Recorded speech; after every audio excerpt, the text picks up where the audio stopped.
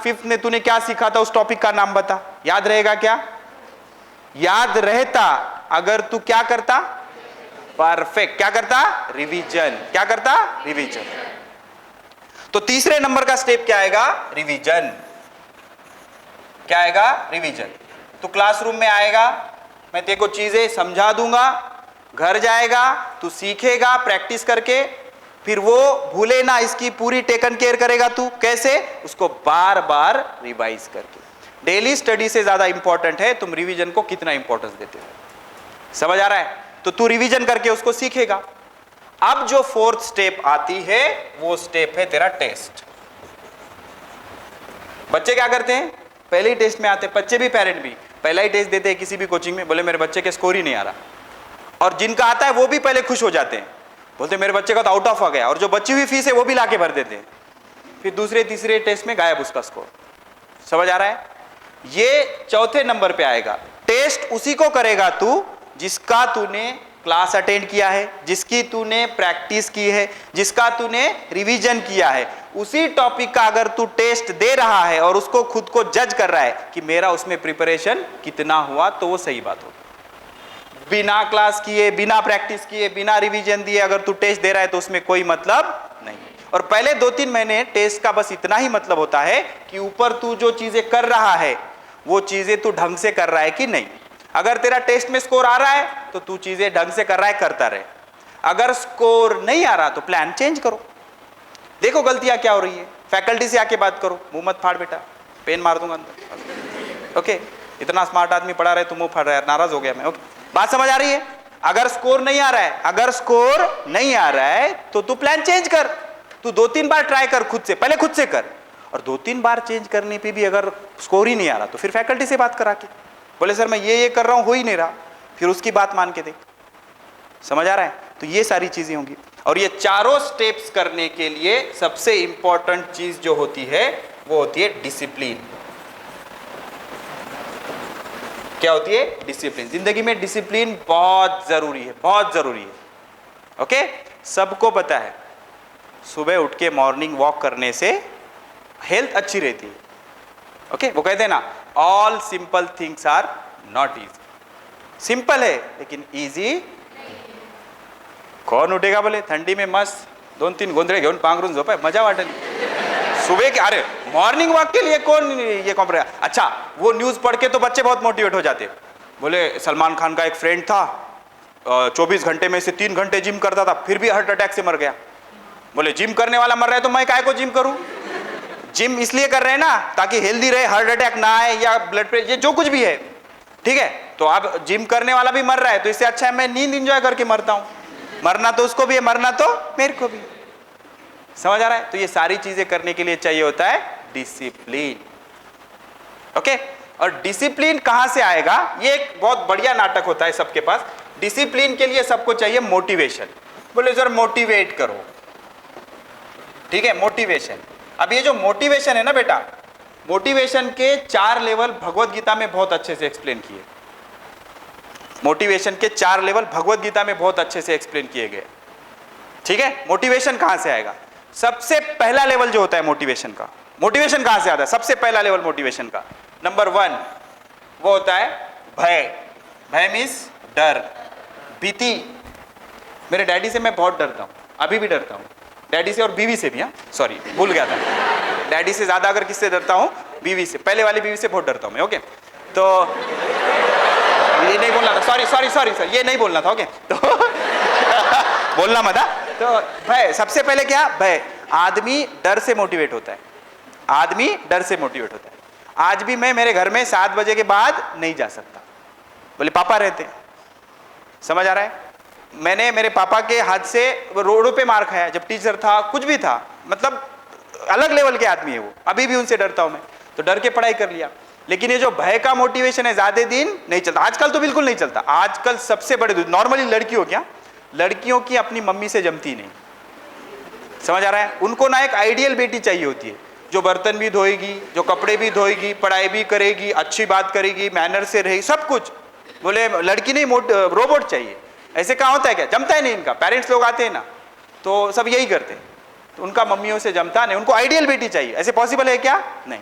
तो जैसे जैसे तुम बड़े होते जाओगे तुम्हारा डर मरता जाएगा, मोटिवेशन खत्म।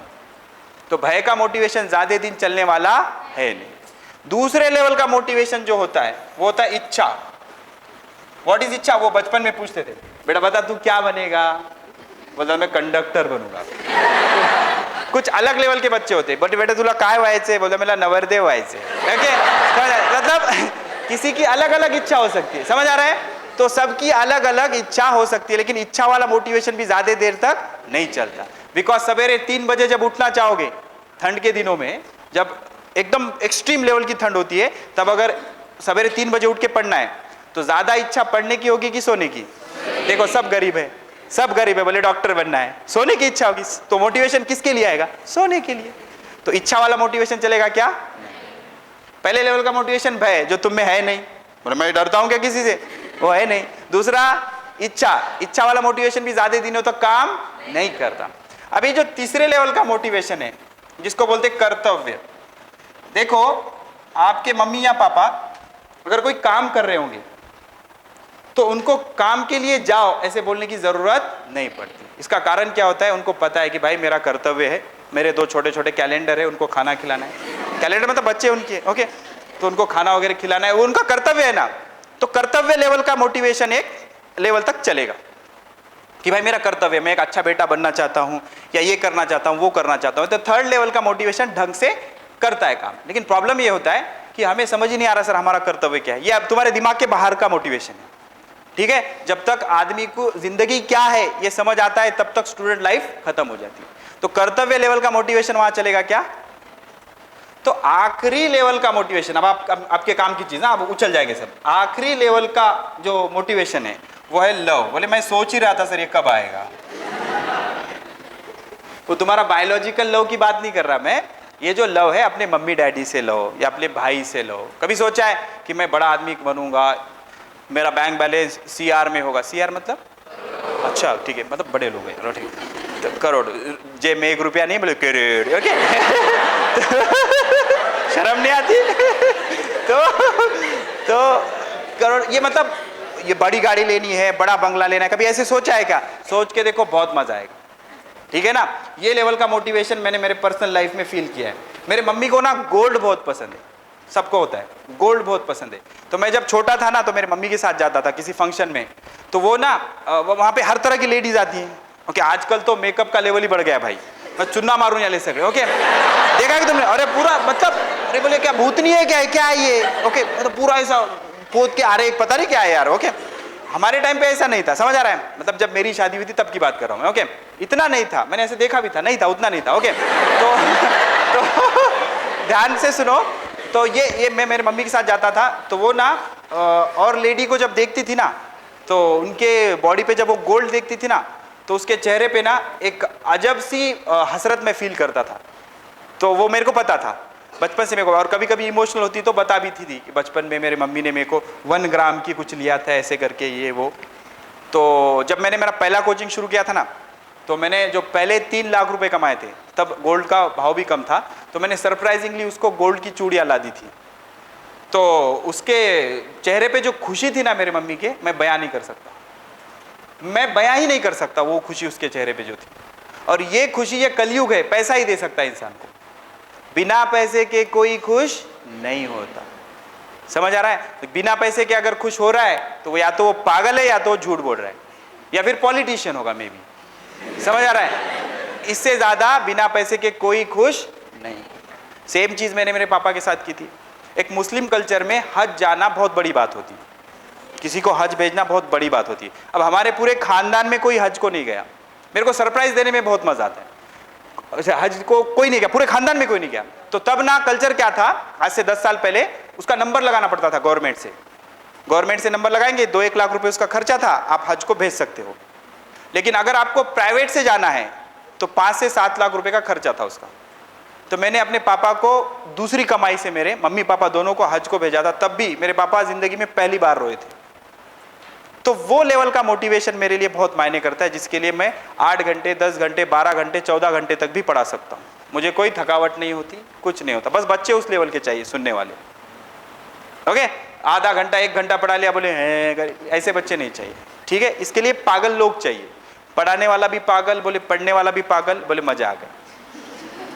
समझ आ रहा है? और आपके लिए ना आज एक खतरनाक पर्सनैलिटी से दिन भर मेरी बातचीत हुई, सच में मैं इंप्रेस हो गया और उनसे भी कुछ मोटिवेशन लूँगा, मैं सीखूँगा।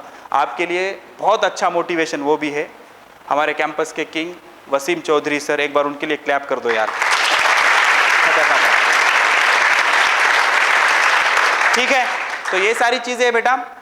फिजिक्स का टेंशन मत लेना आप, 4 महीने भी पढ़ाया जा सकता है। पागल होंगे तुम भी, हम भी, तो कोई लोड नहीं होगा। आराम से फाइल्स इधर से निकालना है, इधर डालना है। थोड़े बहुत बाल आपके झड़ जाएंगे, थोड़े बहुत मेरे झड़ जाएंगे। अब मेरे झड़ने के लिए कुछ बचे ही नहीं। उतनी भी बुरी बातें, हंसो मत कमीनो, तुम्हारी बारी आएगी। समझ आ रहा है?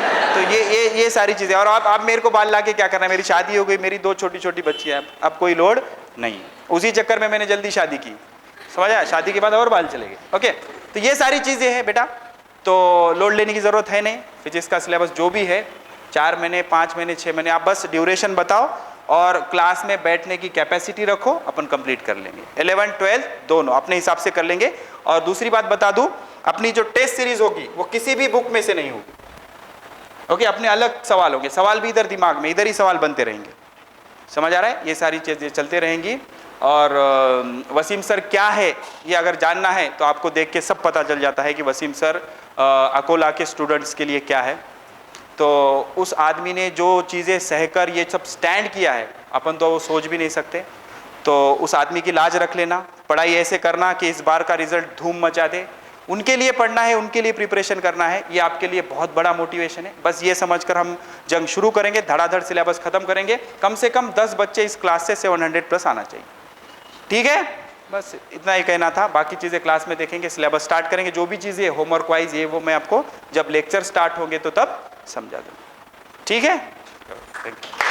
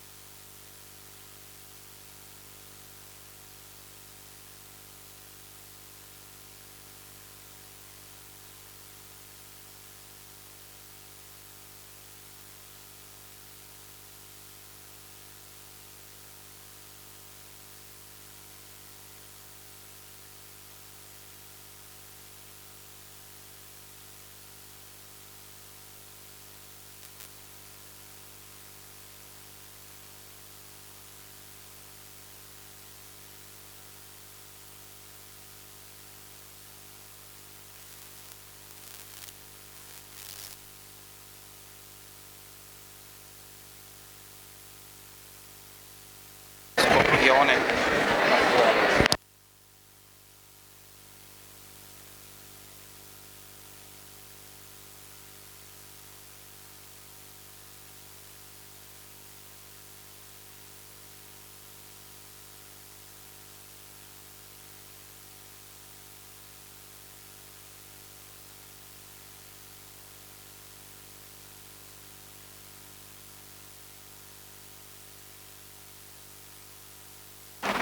Hello everyone, can you hear me? Am I audible to you? Okay. ठीक है। So जिंदा है ना सब लोग? ठीक है, नहीं कुछ लोग लगे अपने नीचे देख रहे, इधर कोई उधर देख रहा है, इधर देख रहा है। चल कोई बात नहीं, अच्छी बात है। तो जिंदा हो तो पढ़ाई तो करते ही होगे, करते हो? करते हो? अच्छा करते, ठीक है, लग रहा है। अब तो मन लगता है? कुछ लोग बहुत ही ऑनेस्ट है पीछे वाले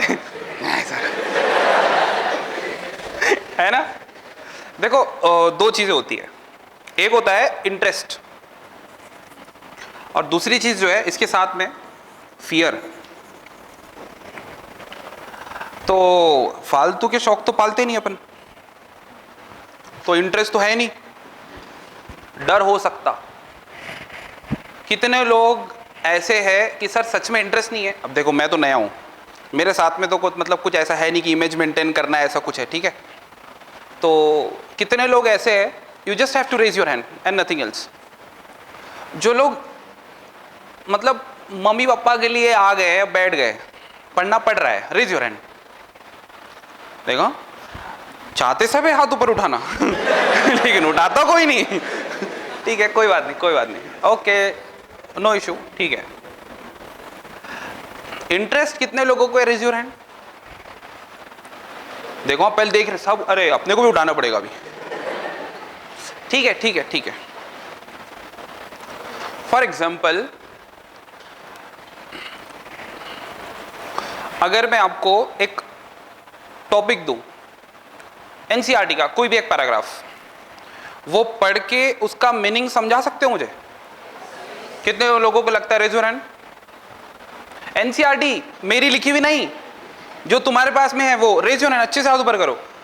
ओके, गुड गुड, ओके, इस साइड में कुछ ज्यादा ही कॉन्फिडेंस है, गुड, आई लाइक दैट, ठीक है, ओके। देखो एक्चुअली क्या होता है कि अगर सबसे ज्यादा लॉजिक है, सबसे ज्यादा रीजन है, तो बायोलॉजी में, और प्रॉब्लम ये है कि वो लॉजिक है लेकिन लगता नहीं, तो वहां प्रॉब्लम होती है। लेकिन अगर लगा तो 100% ये आता है। ये कौन है? अच्छा, एक बात बोलता हूं, ठीक है, ये अपने नितिन सर, ठीक है, तो हंस क्यों रहे तुम अभी? अरे बोलने तो दो। फॉर एग्जाम्पल, अब नितिन सर बैठे चेयर पे, ठीक है, नॉर्मल क्लास चल रही है। अब क्लास चलते चलते मैं गया नितिन सर को ऐसे पैर पे, नितिन सर मेरे को देख के क्या बोल रहे हैं, क्या पागल टीचर है, पढ़ाते पढ़ाते मार दिया। तुम भी सोचोगे यही, लेकिन अब मैं एक्सप्लेन कर रहा हूं अपने आप को, ध्यान से सुनो। नितिन सर आपको पैर पे इसलिए मारा क्योंकि वहां पे ना वो क्यूलेक्स मस्कीटो था, और क्यूलेक्स मस्कीटो कौन सी डिसीज कॉज करता है? देखो, तो मुझे तो पता नहीं वो कौन सी डिसीज है, लेकिन जैसे कि नितिन सर को भी नहीं पता कौन फिलारियासिस, कौन एलिफेंटासिस, लेकिन कुछ तो बड़ी बीमारी होती थी, तो मैंने जान बचाया कि नहीं बचाया? अब नितिन सर का अप्रोच चेंज, कितना स्मार्ट टीचर है रे है कि नहीं? तुम बोलेंगे अरे वाह सर, मच्छर भी दिखता तुम्हारे को, मतलब क्यूलेक्स मस्कीटो कौन सा है, एनोफिलस मस्कीटो कौन सा है, वो भी समझता? हाँ समझता। क्या बात है सर। एक मिनट, ये स्टोरी से हम एक चीज सीखे, वो एक चीज ये है कि अगर आपको किसी चीज के पीछे का लॉजिक या फिर सो कॉल्ड रीजन बता दूं, तो आपको कहानी समझ में आ जाती है। ये सुनो, अगर मैं उनको बताता ही नहीं कि भाई मैंने ऐसे क्यों मारा, तो वो वही मेंटालिटी लेके चलते जो हमने पहले डिस्कस की है, और आप भी देखने वाले तो यही लेके चलते ना। अच्छा,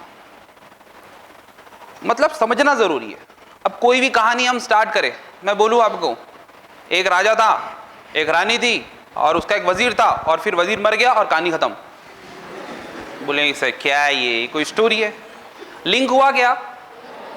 जब तार जुड़ते हैं ना तभी करंट फ्लो होता है, तो ये टॉपिक से टॉपिक कनेक्ट होना चाहिए, तभी तो लॉजिक बनेगा। लेकिन हमारा जो एनसीईआरटी है और जो हमारा नीट का सिलेबस है वो अधूरा है। एनसीईआरटी पता है कैसे है? एनसीईआरटी आपको बोलता, वो होता है ना कि अच्छा सुनो, बोलो कुछ नहीं वो एनसीईआरटी है। समझ में आ रहा है? वो एनसीईआरटी है। अगर आप में से बहुत सारे लोग ऐसे बोलते हैं ना कि सर हाँ हम बता देंगे, अच्छा चलो एक बार फिर पूछ लेते हैं, अगर मैं आपको यहाँ पे डिस्प्ले करूँ एनसीईआरटी का कोई एक पैराग्राफ, यहाँ पे देखकर उसका मतलब बताना है, कोई बता सकता है? कितने लोग बता सकते हैं? Raise hand. तो 2-3 ही, पहले तो ज्यादा उठा रहे थे, रहने तो फिर कोई बात नहीं, नहीं नहीं कोई बात नहीं, इट्स ओके, होता है। देखो अगर मैं आप लोगों को बोलूं कि चलो पहले पूछ लेता हूं, हो सकता कुछ अलग ही आंसर मिले, अनएक्सपेक्टेड। पूछूं? पूछूं क्या? हाँ, ऐसे जिंदा रहो ना, अच्छा लगता। एक चैप्टर है, कोई भी एक chapter, let's say digestion, digestion and absorption, पता है ना? है तुम्हारे एनसीईआरटी में? गुड। या फिर breathing and exchange of gases पता है? ओके ठीक है। एक चैप्टर रिवाइज करना है, पढ़ लिया तुमने, चैप्टर पढ़ लिया, रिवाइज करना है, रिवीजन करनी है, वो भी ऐसी रिवीजन है बहुत इंपॉर्टेंट है, मतलब बस नीट के एग्जाम के पहले है, ठीक है? तुम्हें 2 महीने की छुट्टी मिली है, एक चैप्टर को कितना पढ़ोगे, कितनी देर में रिवाइज कर लोगे बोलो? हाँ ओके, कोई आधा घंटा बोल रहा है, और बोलो ना फटाफट।